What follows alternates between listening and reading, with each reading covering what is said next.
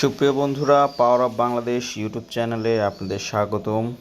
সুদূর কুয়েত প্রবাসী এক বড় ভাই আমাকে এই ভিডিওটি করে পাঠিয়েছে। দেখুন, বিদেশের মাটিতেও সৌর বিদ্যুতের কত বড় বড় প্রজেক্ট চলছে।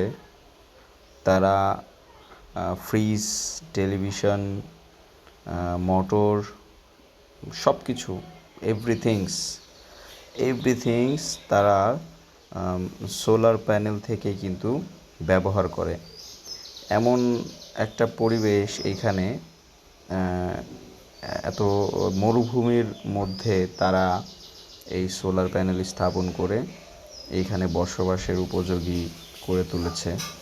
এবং এগুলার কন্ডিশন দেখেন, জাস্ট ইনভার্টারগুলো দেখেন যে একদম 100% বিদ্যুৎ এখান থেকে, কোনো রকম কোনো ছাড় নাই। আর এই ব্যাটারিগুলা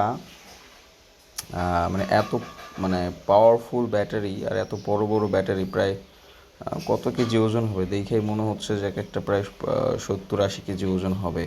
তো এতগুলো ব্যাটারি একদম ট্রেতে সাজিয়ে রাখছে, এবং এগুলো সব কিন্তু প্যারালাল বা কানেকশনের মাধ্যমে এমনভাবে কানেকশন করছে যে প্রত্যেকটা ব্যাটারির থেকে ব্যাপক পরিমাণ ব্যাকআপ পাওয়া সম্ভব।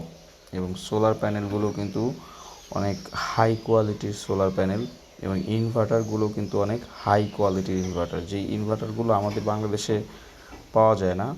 তবে এই ব্যাটারিগুলো কিন্তু ইন্ডিয়ান ব্যাটারি। আর সব কিছু চারিপাশে বিদ্যুতের সংযোগের কোনো সিস্টেম আসলে নাই এইখানে। বিদ্যুতের লাইন এখানে টানা যাবে এরকম কোনো সম্ভাবনা নাই। তো সেই জন্য হয়তো বা তারা মরুভূমির বুকে এই সোলার প্যানেল দিয়েই এই সব কিছু স্থাপন করছে। এখানে প্রচুর সূর্যের আলোরও অভাব নাই। আর টেম্পারেচার প্রায়, উনি যা বললো যে টেম্পারেচার অলওয়েজ 50, এখনও 50 ডিগ্রি আছে। তবে কিছুদিন আগে নাকি আপনার 55-56 ছিল, এখন ইনস্ট্যান্ট 50 ডিগ্রি আছে।